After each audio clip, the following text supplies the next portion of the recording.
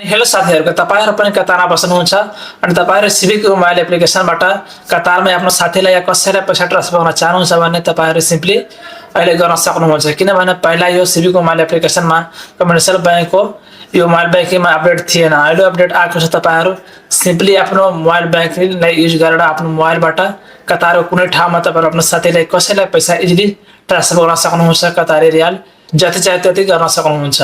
अनि साथीहरु अब तपाईहरुले एटीएम मा जानु पर्दैन, पैसा निकाल्नु पर्दैन अनि तपाईहरु आफ्नो साथीलाई गएर पुगेर भेटेर पैसा दिनु पर्दैन। तपाईहरु कतारमा कुनै पनि ठाउँमा सिम्पली आफ्नो मोबाइलबाट मोबाइल बैंकिङलाई युज गरेर तपाईहरु कमर्सियल बैंकको मोबाइल बैंकिङबाट पैसा इजिली ट्रान्सफर गर्न सक्नुहुन्छ। अनि साथीहरु मोबाइल बैंकिङमा कसरी तपाईहरु आफ्नो साथीको एकाउन्टमा या कसैको एकाउन्टमा पैसा ट्रान्सफर गर्न सक्नुहुन्छ र तपाईहरुले पुरा भिडियोमा रहेर सिकाउने छु। तपाईहरु पुरा भिडियो हेर्नुहोस् अनि सिक्नुहोस् अनि तपाईहरु अपडेटको मजा लिनुहोस्। साथीहरु सबभन्दा पहिला तपाईहरु आफ्नो CBQ मोबाइल एप्लिकेसन ओपन गर्नुमा सिम्पली आफ्नो CBQ मोबाइल एप्लिकेसन यसरी ओपन गर्छु अनि यसरी ओपन गरिसकेपछि सबभन्दा पहिला म आफ्नो यहाँ यो अकाउन्ट लगइन गर्छु आफ्नो CBQ मोबाइलमा। एकछिन पर्खनु पर्छ, त्यसपछि यो लगइन हुन्छ। हेर्न सक्नुहुन्छ तपाईहरु यहाँ लगइन भइसक्यो मेरो अकाउन्ट। अनि यसरी लगइन भइसकेपछि तपाईहरु सबभन्दा पहिला यहाँ हेर्न सक्नुहुन्छ थुप्रै अप्सनहरु छ। तल सिम्पली तपाईहरु ट्रान्सफरको अप्सनमा जानुपर्ने हुन्छ।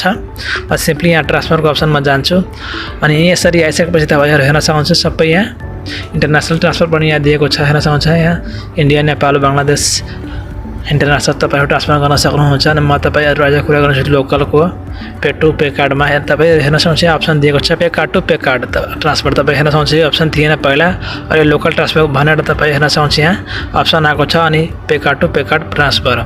अनि तल तपाईहरु हेर्न सक्नुहुन्छ यो अपडेटहरु पनि यहाँ छ। यो अपडेटको बारेमा भिडियो अलरेडी म बनाएको छु, तपाईहरु जान सक्नुहुन्छ। तपाईहरु मेरो भिडियोमा हेरेर यसको बारेमा पनि जान्न चाहे भने जान्न सक्नुहुन्छ। तपाईहरु सिम्पली यहाँ हेरेर कसरी यसमा ट्रान्सफर गर्न सकिन्छ भनेर अनि के चाहिन्छ अनि के पिन चाहिन्छ यसमा सबैमा कुरा बताउने छु। भन्दा पहिला म यसमा क्लिक गर्छु अनि यसरी क्लिक गरेर तपाई यहाँ हेर्न सक्नुहुन्छ म अलरेडी यहाँबाट ट्रान्सफर गरेको छु एकपल्ट। अनि सिम्पली हेर्न सक्नुहुन्छ रिटेटेड अर ट्रान्सफर। सिम्पली यसमा प्लसको अप्सन छ, यसमा क्लिक गर्नुहोस् अनि यसमा क्लिक गरेपछि तपाईहरुले यहाँ दुईटा चीज चाहिन्छ। सबभन्दा पहिला तपाईहरु माथि हेर्न सक्नुहुन्छ रिसिभर मोबाइल नम्बर। सिम्पली आफ्नो रिसिभरको मोबाइल नम्बर दिनुहोस्। त्यसपछि तल हेर्न सक्नुहुन्छ enter the last 4 digit of receiver pay card number.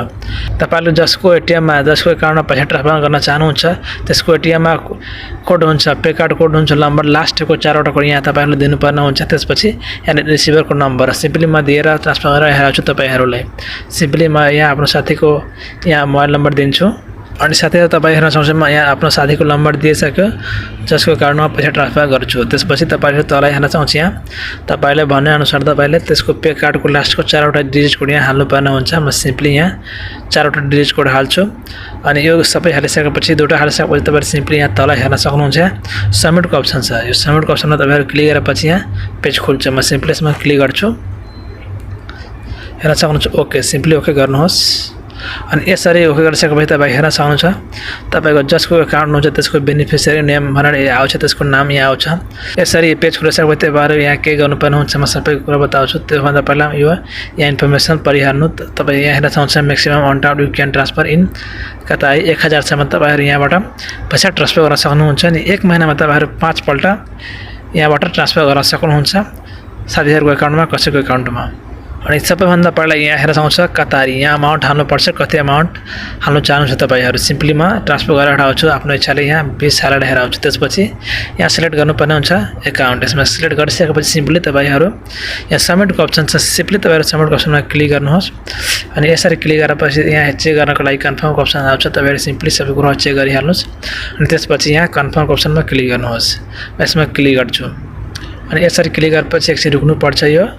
त्यसपछि सक्सेसफुली हुन्छ। तपाई हेर्न सक्नुहुन्छ ट्रान्सफर कम्प्लिट सक्सेसफुली।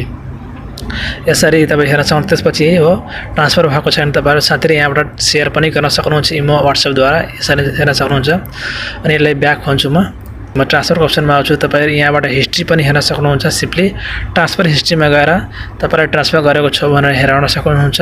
यहाँबाट तपाईहरु चिट पनि गर्न सक्नुहुन्छ कसैलाई। तपाईहरु प्रुफ रूपमा यहाँ हिस्ट्रीमा पनि हेर्न सक्नुहुन्छ। साथीहरु यसरी तपाईहरु कतारमै आफ्नो साथीहरुलाई यहाँबाट पैसा ट्रान्सफर गर्न सक्नुहुन्छ। जति रुपैयाँ चाहियो 20 1000 सम्म 10 5 जति चाहिन्छ जति तपाईहरु ट्रान्सफर गर्न सक्नुहुन्छ।